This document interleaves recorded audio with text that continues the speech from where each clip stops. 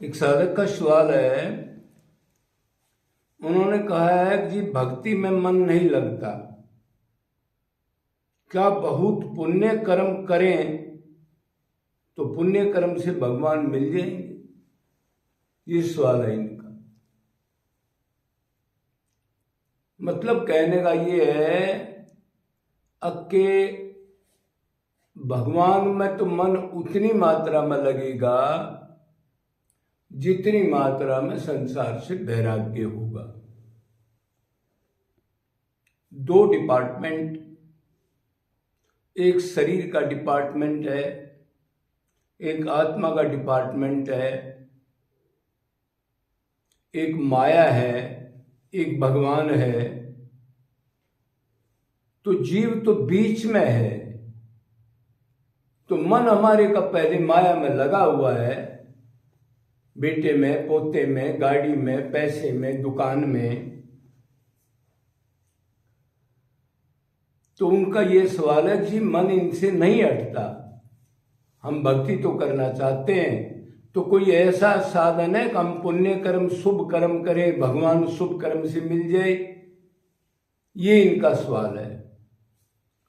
तो ये तो नहीं हो सकता। पुण्य कर्म का फल जो है वो अलग चीज है और भगवान की भक्ति अलग चीज है।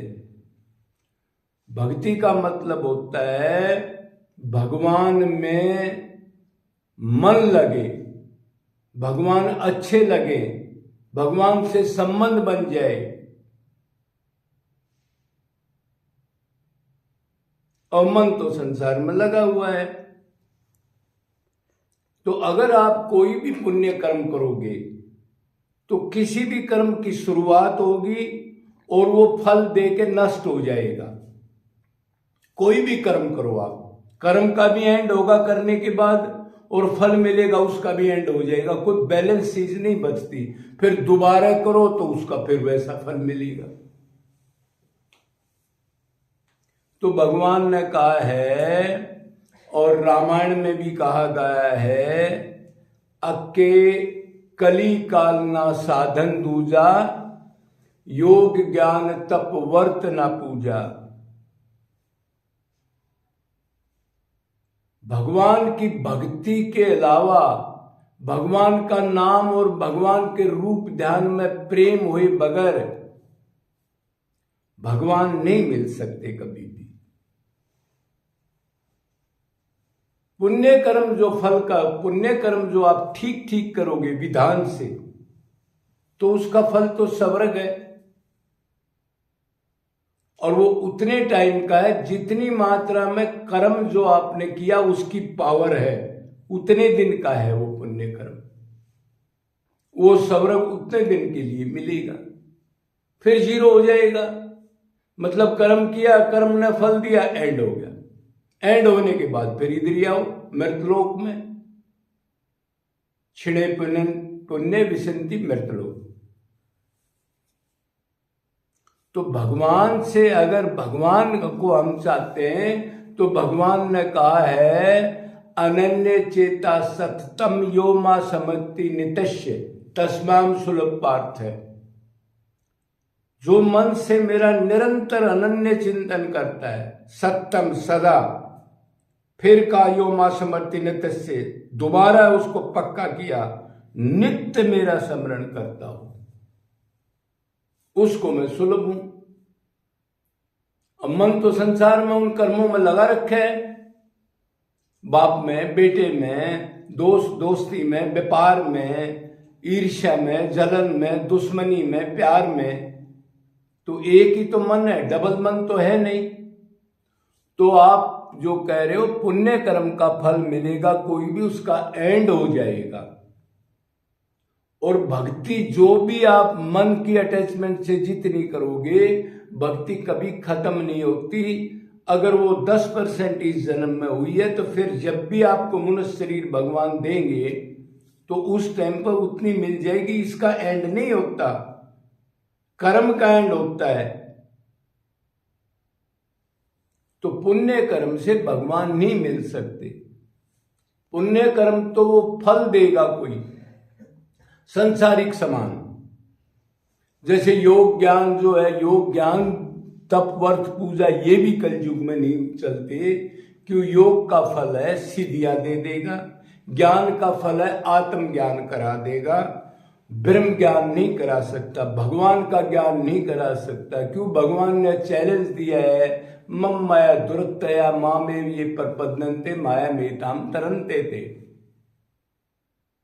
जो मेरी ही शरणागत होते हैं, किसी कर्म के, ज्ञान के, योग के शरणागत नहीं होते। क्यों? मैं भगत का ठेका लेता हूं, उनका ठेका नहीं लेता मैं। वो अपनी ताकत से चलेंगे और ये माया इतनी बलवंती है, ऊपर से भी उनको फिर गिरा देगी। अगर भगवान की प्राप्ति करनी है तो लास्ट एक ही है, कहीं घूम फिर के आना, उसकी शरणागति करनी ही पड़ेगी। और किसी से, तप से, दान से, सत्य से, ब्रह्मचर्य से नहीं मिल सकते।